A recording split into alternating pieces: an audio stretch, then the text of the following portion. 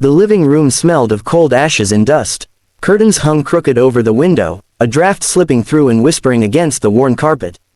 In the corner, a little girl curled her knees to her chest, eyes wide and cheeks damp.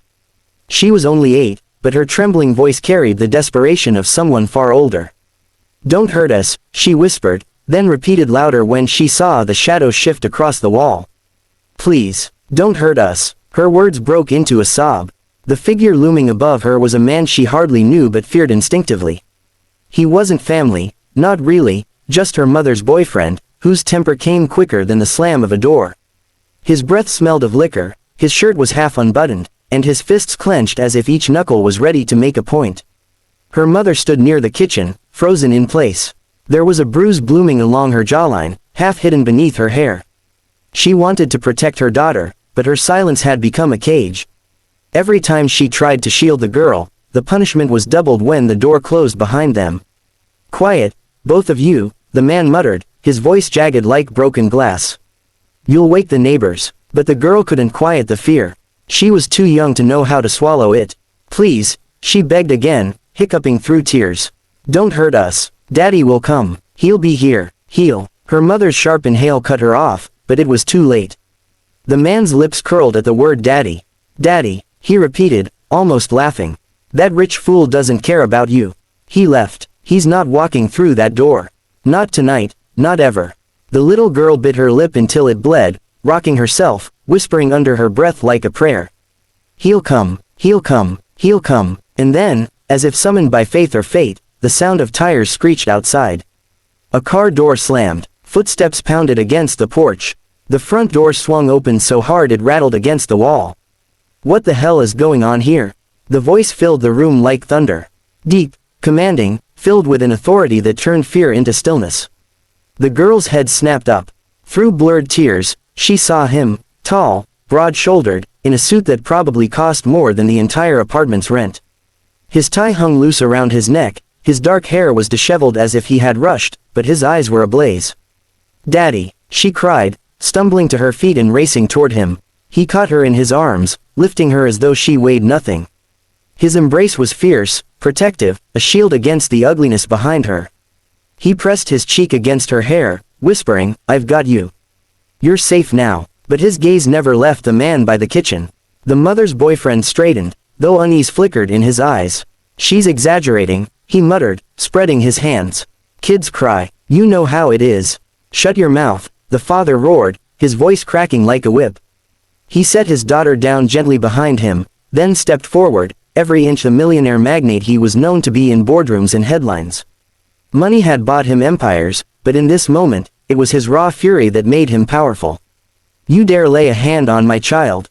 On her mother. His fists clenched at his sides. "I should bury you where you stand."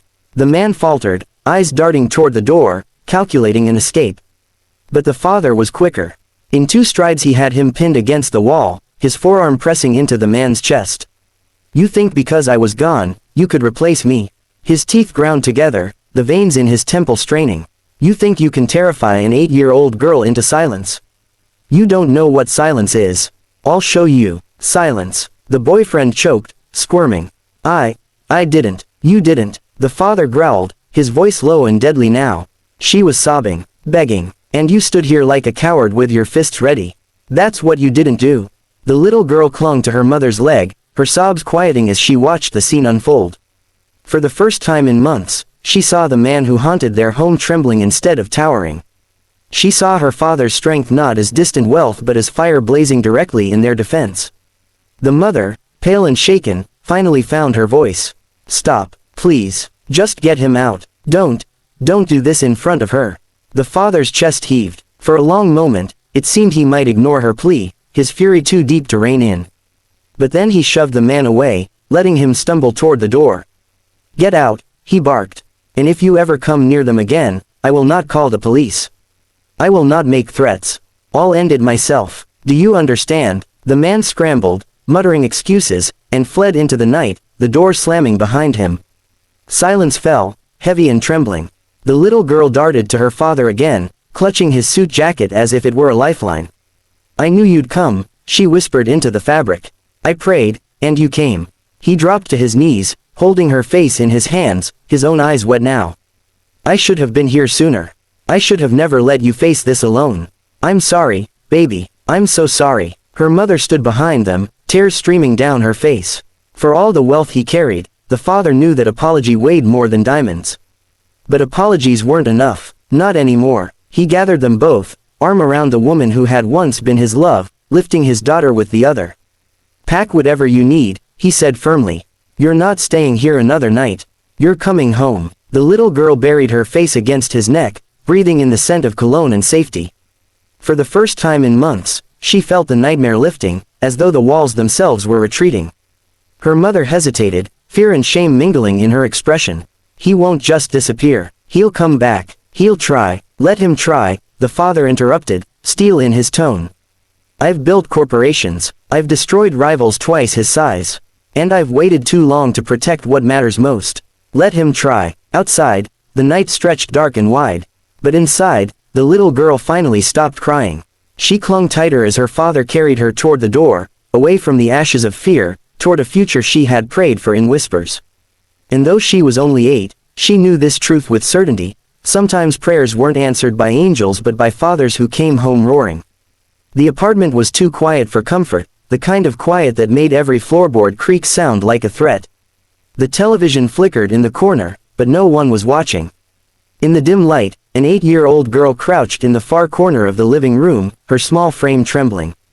Her knees were pulled tight to her chest, her arms wrapped around herself like a shield. Her eyes, wide and tearful, followed the man pacing across the room. He wasn't her father. He never would be, though he liked to act as if he owned everything within these walls, including her and her mother. His steps were heavy, his shirt unbuttoned at the top, and the sour smell of alcohol clung to him. His jaw clenched and unclenched with each swallow of whatever anger brewed inside him. Don't hurt us, the girl whimpered. Her voice was tiny, broken. She repeated it like a mantra, louder this time, please. Don't hurt us. Her mother, standing near the kitchen counter, flinched at the sound. She wanted to hush her daughter, to protect her, but she had learned that any sound at the wrong moment was like striking a match in a dry forest. The bruise on her jaw still throbbed from the last time she had spoken too loudly. The man stopped pacing, his eyes narrowing at the girl. Quiet down, he hissed, his words thick with drink. You'll wake the neighbors. You think they care about your little sob stories. No one cares. The little girl's chest heaved. Daddy cares, she whispered through her tears. Daddy's coming back. He will. The man barked a laugh, humorless and sharp. That so-called father of yours. The millionaire who thinks money solves everything. He left you. He doesn't give a damn. He's not coming through that door. The words cut deeper than the bruise on her mother's skin. The girl rocked back and forth, clutching her knees, whispering like a prayer, he'll come. He'll come. He'll come. The man's hand twitched, as if he might lash out, but footsteps echoed outside. Tires screeched against the curb, and a car door slammed. The man froze. The little girl's head snapped up. Hope sparked in her eyes, fragile but fierce. Daddy, she breathed, and then the front door flew open, slamming against the wall. Part 2. What the hell is going on here? The voice boomed across the room, shaking the silence. A tall man stood framed in the doorway, his suit rumpled from travel, his tie loosened, but his presence undeniable. He wasn't just any man, he was the girl's father, a figure of power whose name filled headlines and whose wealth built empires. But here, in this room, he was something far more important, her protector. Daddy. The girl bolted across the floor, tears spilling anew. She threw herself into his arms, and he caught her effortlessly, holding her close against his chest. His jaw tightened as he looked over her head, locking eyes on the man still lingering near the kitchen. The boyfriend stiffened, trying to mask his unease. She's exaggerating, he muttered. Kids cry. You know how it is. Shut your mouth. The father's voice cracked like thunder, each word a command. He set his daughter gently behind him and stepped forward, his expression carved in fury. You dare threaten my child, my family. He closed the distance in 2 strides, his hand slamming the man against the wall. Do you have any idea who you're dealing with? The man squirmed, panic flashing across his face. I didn't touch her. You didn't. The father's voice dropped to a dangerous growl. She was begging you not to hurt her. I heard her sobs from the street. And you stood here like a coward, fists ready. His grip tightened. Try lying to me again. The mother gasped, stepping forward. Please, don't, not in front of her. Her words cut through his rage. His daughter was watching, wide-eyed, clinging to her mother's leg now, her tiny hands trembling. Slowly, with effort, he released the man and shoved him toward the door. Get out, he barked. If you ever come near them again, I won't call the police. I won't give you warnings.